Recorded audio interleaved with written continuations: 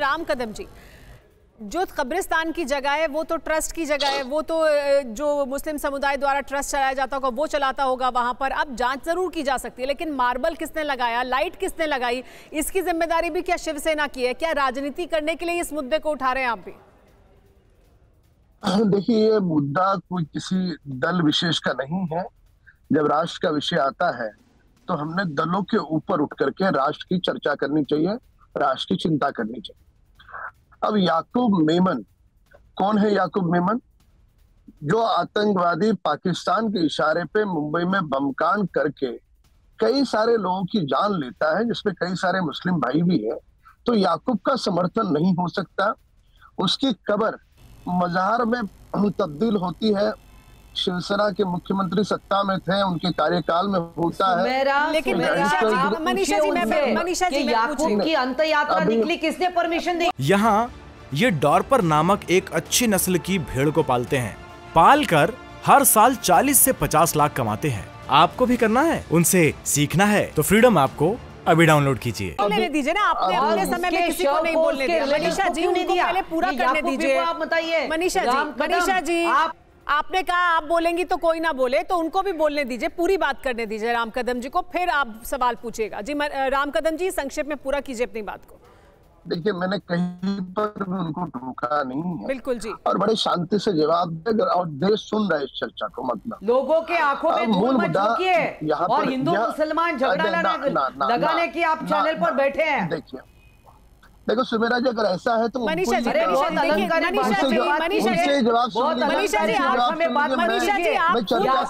ये शुरुआत कर रही हैं कि आप मुझे बोलने दिया जाए, और फिर जब राम कदम जी बोल रहे हैं आप उन्हें सुन नहीं रही हैं। मनीषा जी देखिए, ऐसे नहीं होगा। आप पहले उनको सुनिए पूरी बात, आप उनको सुनिए पूरी बात। मनीषा जी आप मुझे सुन रही हैं? मनीषा जी बात मत कीजिए। मनीषा जी आप मुझे सुन पा रही हैं? मनीषा जी, ऐसा नहीं हो सकता कि आप अपनी बुरी बात रखिए और आप राम कदम जी को नहीं सुनेंगे। आप पहले उनको सुनिए, उनको सुनिए पहले, आप फिर पूछेंगे। पहले सुनिए, फिर आप पूछिएगा जो आपको पूछना है। किसने दी? मनीषा जी सुन लीजिए, पहले सुन लीजिए। देखिए ये हम यहाँ राम कदम का प्रवचन सुनने नहीं बैठे। नहीं तो फिर आप ऐसा कैसे शुरुआत में कह सकते हैं कि मुझे कोई ना टोके? आपको किसी ने नहीं टोका ना, आपको किसी ने नहीं टोका। मनीषा जी, आपको किसी ने नहीं टोका, तो आप राम कदम जी को मत टोकिए ना, उनको भी बात रखने दीजिए अपनी पूरी। अब आप उनको मत टोकिएगा। जी राम कदम जी बोलिए। घुमा घुमा कर क्यों बात कर रहे हैं? मुद्दे की बात कीजिए। इनके पास आज जवाब इनके पास आज देश के सामने जवाब देने के लिए कोई जवाब नहीं बचे। इसके लिए ओवरलैपिंग करना और बात पूरी जाने नहीं देना इनकी मजबूरी, वो प्राइवेट प्रॉपर्टी है। अरे जरा इंफॉर्मेशन गैदर करके बैठिए चैनल पर। इतना इग्नोरेंस मत बुद्धिमत्ता का बताइए। सारा ठेका आप ही के पास है, आप ही बोलिए। सुमेरा जी, इनसे चर्चा कर लीजिए।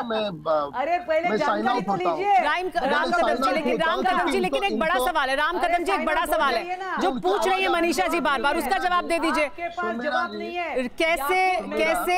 कैसे शोभा यात्रा निकली, कैसे जनाजा दिया गया परिवार को, कैसे परिवार लेकर गया, ये सब तो आपके कार्यकाल में हुआ। पे हैंड ओवर करने का परमिशन किसने दिया बताइए? फिर क्या उस पर भी सवाल होना चाहिए? क्या साइन आउट होने दीजिए उनको, उनके पास कोई जवाब नहीं है। सिर्फ ठाकरे को बदनाम करना, उद्धव ठाकरे को बदनाम करना, आदित्य ठाकरे को। मनीषा जी की आवाज थोड़ी देर के लिए कम कर दीजिए, क्योंकि वो उनको नहीं सुन रही हैं। मनीषा जी, अब पहले सुन लीजिए राम कदम जी को। बोलिए राम कदम जी।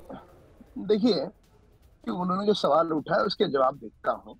पर आज क्या हुआ है, आज सारा देश महाराष्ट्र उनकी छेतु हो रही है, और इसके कारण उनके पास उनका ब्लड प्रेशर बढ़ गया है, पता नहीं क्या हो गया, और सुनना ही नहीं चाहती।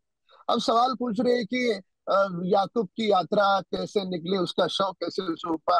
कसाब का शव उसके परिवार ने नहीं मांगा था, उनको पता नहीं है। अध्ययन करके आती तो अधिक बेहतर होता। रहा सवाल उसकी शव यात्रा निकली, उसका कोई समर्थन नहीं हो सकता, वो भी नहीं निकलनी चाहिए, इस मत के हम हैं। पर याकूब को फांसी नहीं दो, ऐसे व्यक्ति को उद्धव ठाकरे जी ने अपने मंत्रिमंडल में मंत्री क्यों बनाया? इनके पास कोई जवाब नहीं होगा। उद्धव ठाकरे जी के पास रोज एडिशनल डीजी कैडर का एक अफसर आकर के सुबह शाम सारी इंफॉर्मेशन देता है। महाराष्ट्र में क्या हुआ ये भी इंफॉर्मेशन आई, उद्धव ठाकरे ने क्यों नहीं रोका, इसका उनके पास कोई जवाब नहीं है। आज जब महाराष्ट्र कह रहा है, देश कह रहा है कि उद्धव ठाकरे देश की माफी मांगे, याकूब मेमन कोई शहीद नहीं था, वो देश का गद्दार था, आतंकवादी था, तो इनको मिर्ची लग गई। मतलब ये शिवसेना, इनको शिवसेना मानती ही नहीं, इनको आज मनीषा जी, मनीषा जी क्या माफी मांगनी चाहिए? राम कदम जी कह रहे हैं कि माफी मांगनी चाहिए उद्धव ठाकरे को, क्या माफी मांगनी चाहिए? उनके कार्यकाल में ऐसा हुआ? याकूब के रिलेटिव को उसका शव क्यों दिया गया, बताइए, मुद्दे की बात कीजिए। चर्चा होगी क्यों दिया गया। देखिए आपकी जानकारी के लिए वो न्यायपालिका के आदेश थे और न्यायपालिका के आदेश का पालन करना न्यायपालिका के आदेश थे। आप जानकारी लीजिए, अधूरी जानकारी लेकर यहाँ मत बैठो। और शव क्यों दिया ये चर्चा नहीं आज की। आज की चर्चा ये है, देखो सुमेरा जी, ठीक है मनीषा जी, लेकिन राम कदम जी तो ये मांग कर रहे हैं कि उद्धव ठाकरे को माफी मांगनी चाहिए। क्या उद्धव ठाकरे को माफी मांगनी चाहिए? नहीं मनीषा जी, आप उनके सवाल का भी तो जवाब दीजिए। देवेंद्र फडणवीस क्या माफी मांगनी चाहिए? याकूब की अंत यात्रा क्यों निकली? याकूब तो देवेंद्र फडणवीस को माफी मांगनी चाहिए तो उद्धव ठाकरे माफी मांग लेंगे। रिलेटिव्स को उसकी बॉडी क्यों दी? उद्धव ठाकरे माफी मांगेंगे। ठाकरे नहीं, देवेंद्र फडणवीस को माफी मांगनी चाहिए।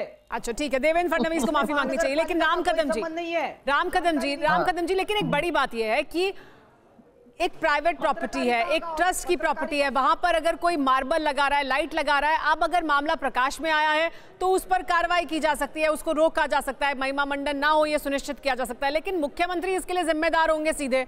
यानी प्रदेश में अब जबकि दूसरी सरकार है, अब भी अगर प्रदेश में कुछ भी होता है, कोई भी कहीं पर अपने घर के बाहर लाइट लगा ले, अपने किसी कोई व्यक्ति है जो आतंकवादी है या देश के विरुद्ध कार्रवाई में शामिल है, वो उसकी मार्बल लगाकर कब्र को सजा ले, तो फिर मुख्यमंत्री से ही सवाल पूछा जाना चाहिए।